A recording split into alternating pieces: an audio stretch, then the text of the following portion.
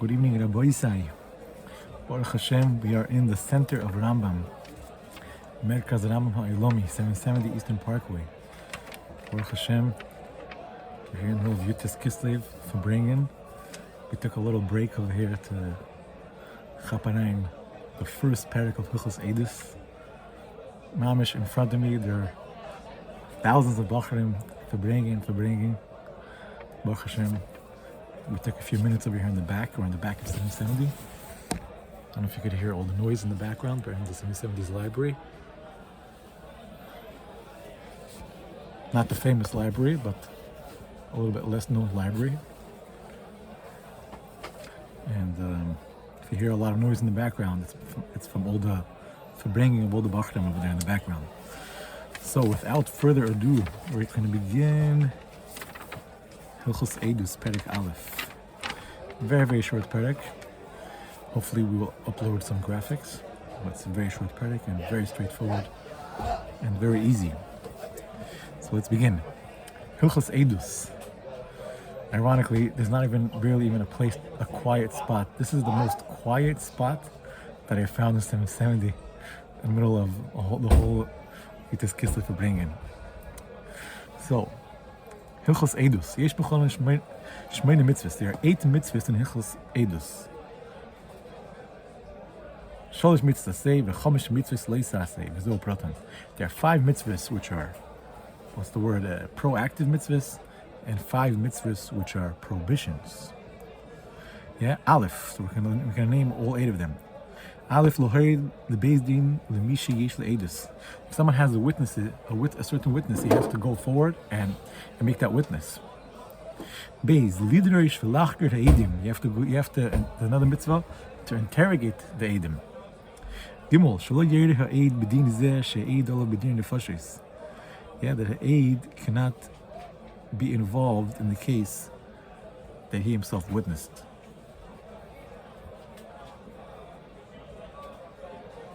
Which is very interesting.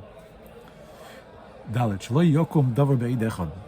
That nothing should be established in court through one witness. Meaning, you want to have a proper witness, you need to have 2 witnesses.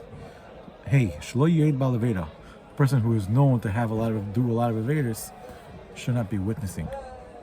Vav, shelo yed karev. A family member should not give edus. If someone is coming to witness someone who's involved, is related to him, he shouldn't give edus. Zayin, shelo yed b'sheker. You should not false witness. Ches, lasis le'ed zevim kasher zamam. Ches, he should do to a witness, if he's turned out to be a false witness, he should do to him what he tried doing to his fellow. Now we're going to explain. This was what's called the header. You can see over here, it's called the header. We just read from the header, and that's a very, very brief explanation of what we're going to read. We're going to explain each one in great detail. So, Halacha Aleph. Ha'ed mitzuva l'hoid bebeis din b'chol edu sheyedea, bein be'edus shechayiv b'as chaveri, bein be'edus shezekeru b'y, v'hu sheitbe'enu l'hoid b'dinim amanis. Shenemar v'hoid, v'yodah yodah im lo yagid v'nosa avayne. A witness is commanded to witness. There's a mitzvah to, if you know something, if you see something, you have to say something. If someone, so obviously it doesn't mean this, if you know something, you have to go and search a court and go give witness. If somebody asked you to witness, you must go and witness. And where do we learn this out from? The pasuk says, yeah, this pasuk is actually referring to someone who, I think he witnessed, he swear that he does not know what happened. Meaning someone wanted to be a witness, but he swears that he doesn't know that witness. So the Torah says, gives him a punishment. If somebody had knowledge of a case, of a certain scenario, and he purposely did not witness, so he is punished. So from here, and he has to give a carbon, some other details. But from here we learn out, nonetheless, that you're not allowed to hide if you have a witness. That's another thing we learn out from this pasuk. Even though the pasuk is talking about something else, but this is what we learn out from this pasuk as well. Halacha beis. Hoya hayid chacham gadol. Hoya beis din pachis men b'chachmo. If the witness was a great Torah scholar, and the beis din or the dayan was not as great as him, since it's not respected for him to go, and because he's a big Talmid Chacham and he's going to a beis din, which is not such a great scholar as on his level, he doesn't have to go. Meaning, this is what's called an exemption. He doesn't have to go and give testimony. Because the Torah, he doesn't have to go to a lower beis din, which is not as great as him. This is all this is talking about. All we spoke about till now is speaking about edut moment, which has to do with deals with money, things that are involved with money. Aval the edus shemafrish ba min isur v'chem edus nefashis a makis halech u'meid. Shnei mani chachma min tfuna neged Hashem. Kol makim sheshchulu Hashem ein cholken kavod lerav. If we're in a case that its witness will involve saving a person from doing an avera. Let's see an example. I remember seeing an example over here. Let's see if that example comes to mind. Let's say if his witness will save somebody's life. So in such a case, you can't not witness. You can't decide not to witness. If your testimony will save somebody's life or prevent beis din from killing someone, for example, because you find them innocent, you have to go, because this has din nefashis. Din nefashis, there is no such thing as your own kavod, your own chachma. Ein chachma mitur Hashem. There's no chachma, there's no greatness, no smartness in front of Hashem. You just have, and wherever there's chilul Hashem, we don't give respect to our Rav. Meaning, if there's a case where someone's going to die or something really terrible is going to happen, we don't go think calculating how respected the rabbi is or not, and stuff like that. Halacha gimel. The Kohen Gadol does not have to give witness. The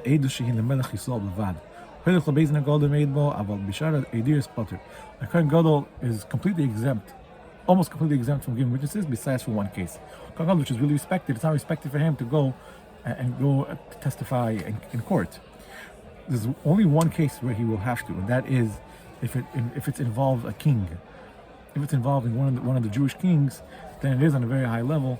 Then he could go and witness. Mitzvah say lidreish say edim melachim laharis v'sheloisa umidaktikim alehem masir noisam meinin leinin be'esa she'ela kedei sheishtaku v'yachzir b'hem. When you cross-examine these witnesses, there's a very big mitzvah. I mean, it's a positive mitzvah to cross-examine them thoroughly and sway them from one topic to the next, back and forth, to get them, to stump them, so to speak. Or they will retreat and say, no, actually it never happened, and we'll find out if there's something wrong, the defect in their witness, in their testimony. If there's something wrong with their testimony.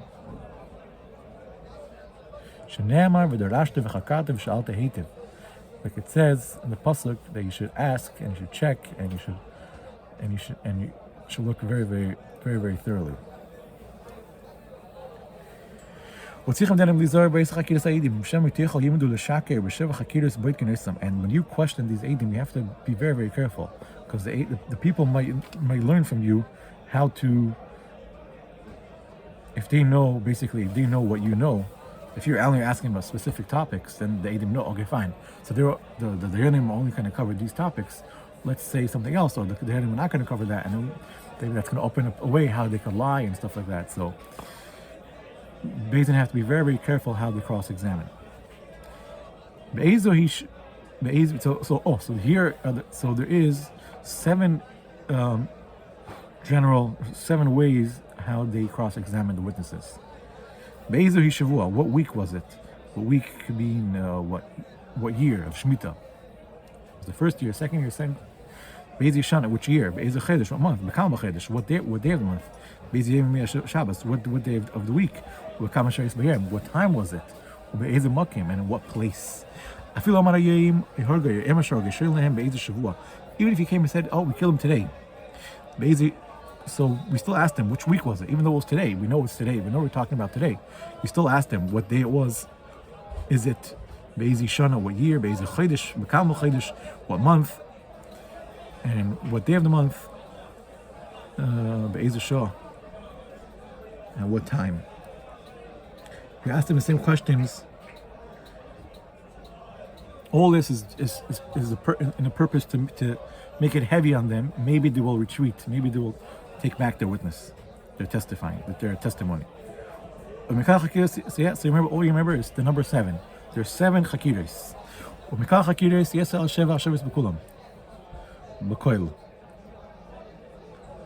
Yeah, and all these are equal to every type of witness. Every type of someone witness. Someone will come and witness, testify. This is the same thing. If someone came, for example, say we found a person who did avodah zarah, okay? So they asked them, what? Give us the details. What type of avodah zarah did he serve? Like what avodah zarah did he serve? Like and how did he do it? What type? What sort of wrongdoing did he do in avodah zarah? Meaning, let's say there's different types of avodah zarah. Did he bow down to here brings down examples. The Oid or Markilos, so different types of like idols, and also how did he do it? Did he bow down? Like there's also did he shech the carbon for the avodah zarah? With these details is what we want to know. Let's say, or he idu shechil Shabbos. If he said that he was machal Shabbos, which malacha did he do and how did he do it? How did he violate the Shabbos? Oh, what's the word? Desecrate the Shabbos. If they witnessed the Yom Kippur, we asked him, what did he eat and how much did he eat at Yom Kippur? Because the specific shiurim, how much a person ate in order to be chayev. Maybe a kazayas, I believe.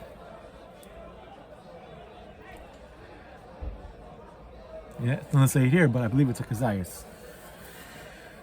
So these are important. These are very important details to know. And if some of these details come out not true, or they don't add up, then the whole witness, the whole testimony falls through. Yeah.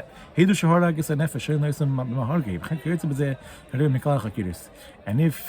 says we saw that he killed someone, so we asked him, how did he kill him? With what did he kill him?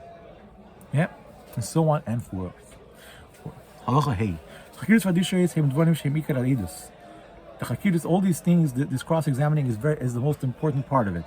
It's one of the most important part of the testifying. Because based on these things, a person will be chayiv or potter. And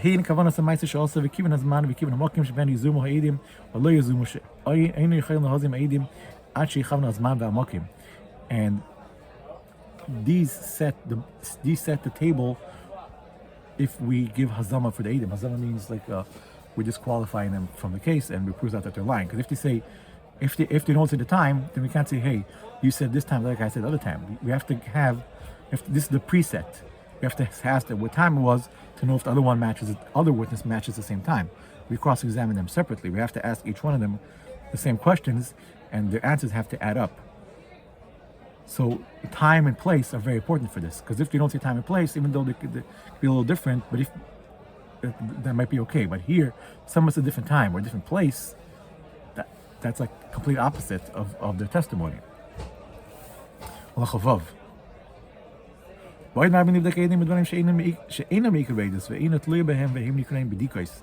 there's another layer of cross-examining that they do. It's called b'dikos. It's not chakiros. It's not the main part of testimony or cross-examining, but it's b'dikos. And every adds in b'dikos is great. This is the last halacha. How is the b'dikos? What is the process? Welcome to the shir. You want to join the Rambam shir? Yes. Oh, we have one person joining here. Rambam shir. My regards. Yeah, we have listening in to the Rambam shir.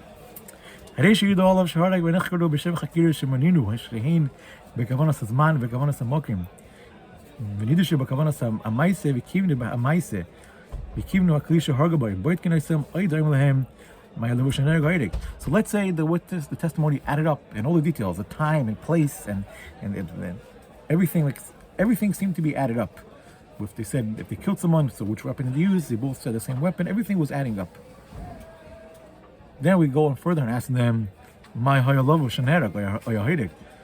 We asked him what clothing was he wearing. Was he wearing b'gadim levanim or was he wearing white clothes or black clothing? Was the earth on the ground that he was killed upon, was it white or was it red? That's b'dikas. There was a story that Adam said that they killed, they witnessed a murder under a fig tree. And they asked them, were the date tree, were the dates black or white? Or ktsaris,